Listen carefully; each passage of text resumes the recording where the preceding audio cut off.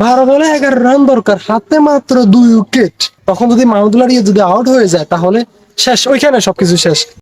এত সহজ ম্যাচটাকে এত কঠিন ভাবে নেওয়ার কি দরকার ছিল, এত কঠিন বানানোর কি দরকার ছিল? যাই হোক, 2024 সালে টি-20 ওয়ার্ল্ড কাপের প্রথম ম্যাচটা আমরা জিতে গেছি শ্রীলঙ্কার সাথে। এর পরিপ্রেক্ষিতে হয়েছে কি, আমরা সুপার এইটে যাওয়ার সম্ভাবনা আমাদের অনেকাংশ বেড়ে গিয়েছে। এবং আর শ্রীলঙ্কা আসলে টানা 2 ম্যাচে 2টা হেরে গিয়েছে, বাংলাদেশ প্রথম ম্যাচটা জিতে গেছে। এরপরে যে 3টে ম্যাচ আছে, সাউথ আফ্রিকা, নেদারল্যান্ডস, নেপাল, এই 3টে ম্যাচে আমরা যদি সাউথ আফ্রিকার সাথে হেরে যায় সমস্যা নাই, আর নেদারল্যান্ডস এবং নেপালের সাথে যদি আমরা জিতি তাহলে আমরা নিশ্চিতভাবে সুপার এইটে চলে যেতে পারবো। এখন আমরা এই ম্যাচটা যদি নিয়ে আমরা যদি বলি যে বাংলাদেশ অসাধারণ বোলিং পারফরমেন্স করে শ্রীলঙ্কাকে 124 রানের মধ্যে আটকিয়ে দেয়। Mustafizur Rahman, Rishad Hossain, Taskin Ahmed just incredible bowling করছে। এবং রিশাদ হোসেন যখন বোলিং করতেছে, কমেন্টেটররা তখন বলতেছে রিশাদ হোসেনকে আমরা নেক্সট আইপিএল আমরা দেখতে যেন পাই, এরকমটা বলতেছিল কমেন্টেটররা। বিকজ রিশাদ হোসেন যে টানটা পাইতেছিল, যে টানটা তার হইতেছিল, যে মানে সুইং এ যে টানটা হইতেছিল, এটা এখনো পর্যন্ত 2024 সালে টি-20 ওয়ার্ল্ড কাপের কোনো বোলার আসলে ওই টানটা পায় নাই। এই জন্য কমেন্টেটররা বলতেছিল যে আমরা যেন তাকে আইপিএল এ দেখতে পাই সামনের সিজন থেকে। এরপর যখন বাংলাদেশ ব্যাটিং করতে নামে তখন বাংলাদেশ সাথে সাথে 2টা উইকেট ফালাই দেয়। আমরা জানতাম যে 124 রান চেস করা বাংলাদেশের জন্য অনেকটাই টাফ হবে। বিকজ আমরা বিগত ম্যাচে আমরা দেখছি যে শ্রীলঙ্কা এবং সাউথ আফ্রিকার সাথে যে ম্যাচটা হয়েছে, আমরা ওইখানে দেখছি যে শ্রীলঙ্কা 77 রানে অল আউট হয়ে যায় এবং সাউথ আফ্রিকার মতো দল এই 77 রান নিতে প্রায় 14 থেকে 15 ওভার খরচ করে ফেলে। তো এরকম একটা হার্ড ফিস, এরকম একটা ফিস, তো আমরা জানতাম যে 124 রান বাংলাদেশ চেস করা অনেকটা টাফ হয়ে যাবে। ওই রকমটা চিন্তা ভাবনা করে আমরা ব্যাটিং করতে নামি। তবে প্রথমে শুরুতে আমরা 2 উইকেট, আমাদের 2টা ওপেনার চলে গিয়েছে। ভাই, তোদের মাথায় কি এটা নাই যে আমরা জাস্ট আমাদের উইকেট গুলো হাতে রাখি? এরকমটা করলে আমরা ম্যাচটা জিতে যাবো, ইজি ভাবে জিততে পারবো।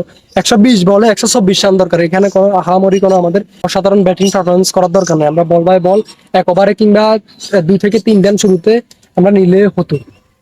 বা 1 ওভারে 2 রান করে আসুক, সমস্যা না, আমরা উইকেট গুলো হাতে রাখি না, আমরা 2 উইকেট ফালা দিচ্ছি।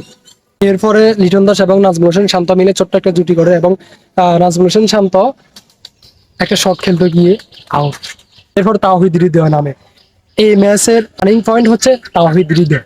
তাওহিদ হৃদয় যে ইনিংসটা খেলছে 200 স্ট্রাইক রেটে 20 বলে 40 রান করছে। হাসারাঙ্গাকে 3 বলে 3টা 6, পরপর 3 বলে 3টা 6।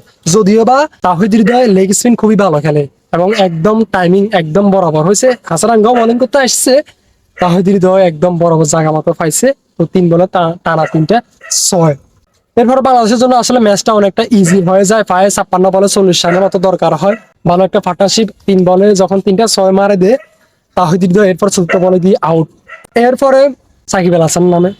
সাকিব আল হাসান নামার পরে সাকিব আল হাসান কি পারফরমেন্স ভাই, আমি বুঝি না। বোলিং এর পারফরমেন্স কি, ব্যাটিং এর পারফরমেন্স কি, তার আসলে একদমই বাজে ম্যাচ। এই ধরনের ম্যাচ আমরা সাকিব আল হাসান থেকে আসলে সচরাচর এই ধরনের ম্যাচ আমরা দেখতে পাই না। ওয়ার্ল্ড কাপের মতো ম্যাচে সাকিব আল হাসানের এই ধরনের পারফরমেন্স। এবং আরেকটি কথা হচ্ছে, সাকিব আল হাসান প্রায় বিগত 5টি ম্যাচে তার বোলিং কোটা শেষ করতে পারে নাই দুর্ভাগ্যবশত। তার বোলিং পারফরমেন্স ওই রকমই হচ্ছে, ব্যাটিংও তো খুবই বাজে। যাই হোক, আমরা আশা করবো নেক্সট ম্যাচে সাকিব আল হাসান কামব্যাক করবে খুব ভালোভাবেই। সাকিব আল হাসান ওই রকম একজন প্লেয়ার। তো এরপর সাকিব আল হাসান আউট হয়ে যায়। তারপর মাহমুদুল্লাহ রিয়াদ নামে। এক পর্যায়ে বাংলাদেশ অনেক প্রেসারে চলে যায়। আমাদের মনে হইতেছিল যে বাংলাদেশ হয়তো বা হেরে যাবে, এরকম একটা সিচুয়েশনে বাংলাদেশ চলে যায়। হাতে উইকেট নাই, মাহমুদুল্লাহ যদি আউট হয়ে যায় তাহলে পুরাই শেষ। 12 বলে 11 রান দরকার, হাতে মাত্র 2 উইকেট। তখন যদি মাহমুদুল্লাহ রিয়াদ যদি আউট হয়ে যায় তাহলে শেষ, ওইখানে সবকিছু শেষ। এরপরে মুস্তাফিজুর রহমান নামবে, তারা কি খেলবে, এরকম একটা পর্যায়ে চলে যায়। যদি মাহমুদুল্লাহ রিয়াদ যদি যে ফুলটাস বলটা 18তম ওভারে যে ফুলটাস বলটা 6 মারছে, ওই যদি বলটা যদি 6 যদি না হয়, যদি ক্যাচ হইতো তাহলে ওইখানে শেষ।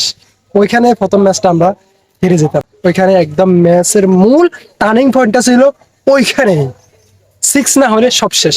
যাই হোক, ধন্যবাদ বোলারকে যে এরকম একটা এই ফ্রেশার টাইমে আসলে এরকম একটা ফুলটাস বল গিফট দেওয়ার জন্য।